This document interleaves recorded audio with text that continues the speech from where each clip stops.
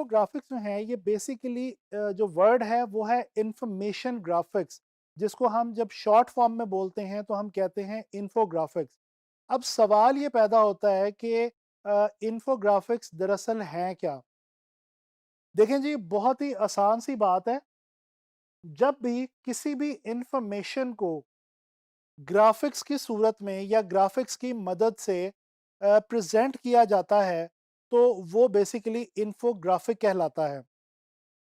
मिसाल के तौर पे अगर हम स्मोकिंग के जो नुकसानात हैं, डिसएडवांटेजेस हैं, इनके हवाले से अगर एक ग्राफिकल इंफॉर्मेशन प्रोड्यूस करें तो ये डिसएडवांटेजेस ऑफ स्मोकिंग पे एक इन्फोग्राफिक कहलाएगा। अच्छा, अब बात ये है कि इन्फोग्राफिक हम बनाते क्यों हैं या इस्तेमाल क्यों करते हैं? ये बहुत ही इम्पोर्टेंट बात है। देखें, ये नेचुरल है कि इंसान का जो दिमाग है, वो किसी भी इंफॉर्मेशन को बेहतर तरीके से प्रोसेस कर सकता है, ज़्यादा बेहतर तरीके से प्रोसेस कर सकता है, अगर वो इंफॉर्मेशन विजुअल की फॉर्म में हो। आप लोगों को मालूम होगा, हमें चेहरे अक्सर याद रह जाते हैं, नाम याद नहीं रहते। आप लोगों को बहुत सारे ऐसे लोग याद होंगे जो स्कूल में बहुत अरसा पहले आपके साथ पढ़ते रहे। आज आपको उनके नाम शायद याद नहीं, लेकिन उनका चेहरा अभी भी आपकी आंखों के सामने और आपको याद है। तो बेसिकली क्या प्रूफ हुआ कि विजुअल ज़्यादा देर तक याद रह जाता है और ज़्यादा आसानी से समझा जा सकता है। इसीलिए हम किसी भी इंफॉर्मेशन को जब प्रेजेंट करते हैं तो बीइंग ग्राफिक डिज़ाइनर हम उसको ग्राफिक्स की सूरत में या विजुअल की सूरत में जो है वो प्रेजेंट करते हैं और यही कहलाता है इन्फोग्राफिक्स। अच्छा, कुछ स्टैटिस्टिक्स मैं आपसे शेयर करना चाहता हूँ जो कि सपोर्ट करते हैं इन्फोग्राफिक के आइडिया को, और फिर उसके बाद हम इसके बारे में कुछ मज़ीद गुफ्तगू करेंगे। एक मोहतात रिसर्च के मुताबिक 40% लोग जो हैं वो किसी भी इंफॉर्मेशन को ज़्यादा बेहतर तरीके से रिस्पॉन्स करते हैं, समझते हैं, जब वो इंफॉर्मेशन विजुअल की फॉर्म में होती है, ना कि अल्फाज की फॉर्म में।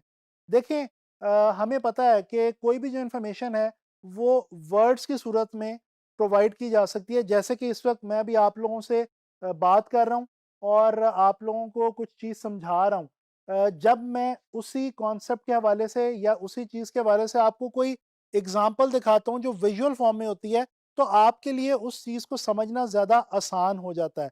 लिहाजा यही वो वजह है जिसकी वजह से हम लोग इन्फोग्राफिक को डिज़ाइन करते हैं। अच्छा, एक और रिसर्च ये कहती है कि 45% से भी ज़्यादा मार्केटियर्स या बिज़नेस को रन करने वाले जो लोग हैं, वो आज के दौर में अपनी प्रोडक्ट्स को सेल करने के लिए या उनको प्रमोट करने के लिए इन्फोग्राफिक का सहारा लेते हैं।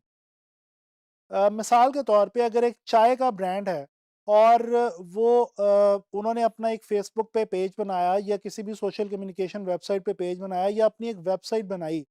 अब वो अपनी वेबसाइट पे या अपने फेसबुक पेज के ऊपर एक इन्फोग्राफिक बना के शो करेंगे, जो कि क्या बता रहा होगा? वो बता रहा होगा कि चाय पीने से इंसान की जो वर्क कैपेसिटी है या जो उसकी परफॉर्मेंस है, वो किस कदर बूस्ट हो जाती है। तो ये चाय और कॉफ़ी के जो ब्रांड्स होते हैं, वो अक्सर अपनी सोशल कम्युनिकेशन वेबसाइट्स पे या अपनी ऑफिशियल वेबसाइट्स पे इस तरह की इन्फोग्राफिक्स बनाते हैं और लॉन्च करते हैं, ताकि देखने वाले जो हैं वो उनकी प्रोडक्ट में इंटरेस्ट लें। अच्छा, अगर कुछ थोड़ी-सी हिस्ट्री की बात की जाए इन्फोग्राफिक की, तो ये भी एक बहुत ही इंटरेस्टिंग फैक्ट है कि इन्फोग्राफिक की हिस्ट्री जो है वो बहुत ज़्यादा पुरानी है।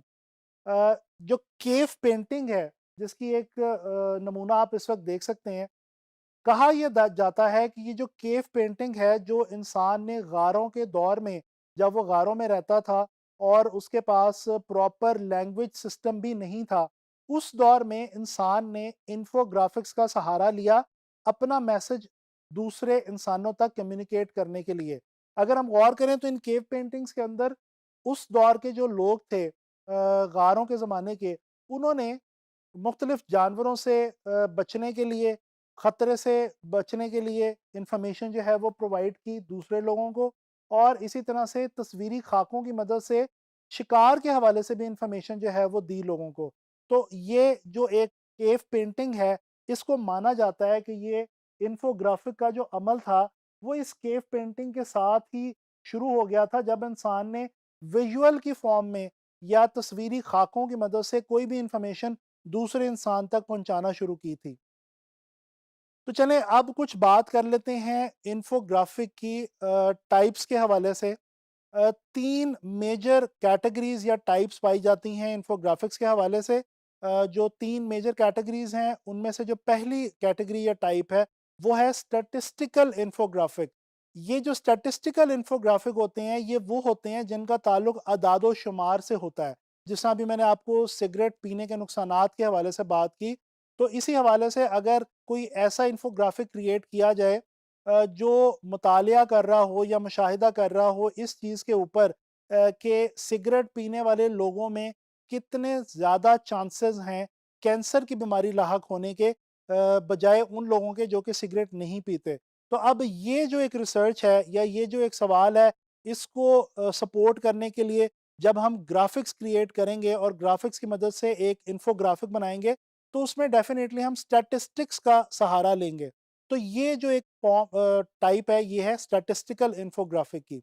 अच्छा, फिर इसके बाद एक और टाइप या कैटेगरी आती है जो कि कहलाती है प्रोसेस फ्लो चार्ट इस इन्फोग्राफिक। अब ये जो प्रोसेस फ्लो चार्ट है, इसका ताल्लुक किसी भी प्रोसेस से होता है। जब आप कोई भी प्रोसेस ग्राफ़िक्स की सूरत में या तस्वीरी शक्ल में आप बयान करते हैं, तो बेसिकली आप एक ऐसा इन्फोग्राफ़िक क्रिएट कर रहे हैं, जो कि जिसका ताल्लुक जो है, जिसकी कैटेगरी जो है, वो टाइप जो है, वो प्रोसेस फ्लो चार्ट वाली है। मिसाल के तौर पे पेंसिल से हम ड्राइंग करते हैं, स्केचिंग करते हैं, लिखते हैं। अब फैक्ट्री में ये पेंसिल तैयार किस तरह से होती है? अब ये एक पूरा प्रोसेस है। अगर इस प्रोसेस के हवाले से एक इन्फोग्राफिक क्रिएट किया जाए, तो वो कहलाएगा एक प्रोसेस फ्लो इन्फोग्राफिक। इसी तरह से एक और कैटेगरी तीसरी जो कैटेगरी है, वो है जनाब अली ज्योग्राफिक इन्फोग्राफिक्स। ये जो ज्योग्राफिक इन्फोग्राफिक्स होते हैं, इनका ताल्लुक होता है ज्योग्राफी से, यानी कि इलाके से। मिसाल के तौर पे अगर हम बात कर लें कि एशिया के रीजन के अंदर आईटी एजुकेशन के हवाले से क्या ट्रेंड्स हैं, तो अब ये जो बात है, जो रिसर्च है, इसको अगर हम ग्राफिक्स की सूरत में बनाएंगे, तो इसके अंदर डेफिनेटली हमें एशिया का जो रीजन है, जो ज्योग्राफी है, वो हमें शो करनी पड़ेगी और उस ज्योग्राफी की बुनियाद के ऊपर हम जो है ये ग्राफिक क्रिएट करेंगे इंफॉर्मेशन को हासिल करके। तो बेसिकली इंफॉर्मेशन ग्राफिक्स के बारे में आपने देखा कि ये एक ऐसा काम है जो ग्राफिक डिज़ाइनर्स जिसकी मदद से किसी भी किस्म की इंफॉर्मेशन को ग्राफिक्स की मदद से और तस्वीरी शक्ल के अंदर प्रेजेंट करते हैं, और इसका फ़ायदा ये होता है कि जो देखने वाला है, जो व्यूअर है, वो बड़ी आसानी से उस इंफॉर्मेशन को अंडरस्टैंड कर सकता है और ज़्यादा देर तक याद रख सकता है। आजकल के दौर के अंदर डिजिटलाइजेशन का दौर है और डिजिटल मीडिया का दौर है।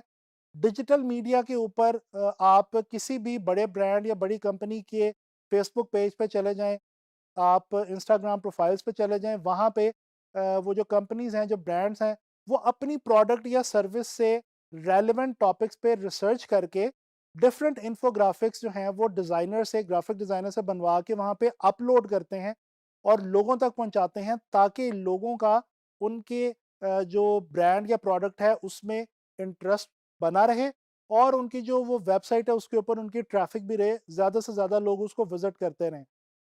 तो ये इन्फोग्राफिक्स के हवाले से हमने सारी डिस्कशन की। मैं उम्मीद करता हूँ कि आपको इसकी समझ आई होगी और अब आने वाले लेसन्स में हम इन्फोग्राफिक्स के हवाले से कुछ मज़ीद बातें जो हैं उनको जानेंगे और इन्फोग्राफिक बनाना भी सीखेंगे।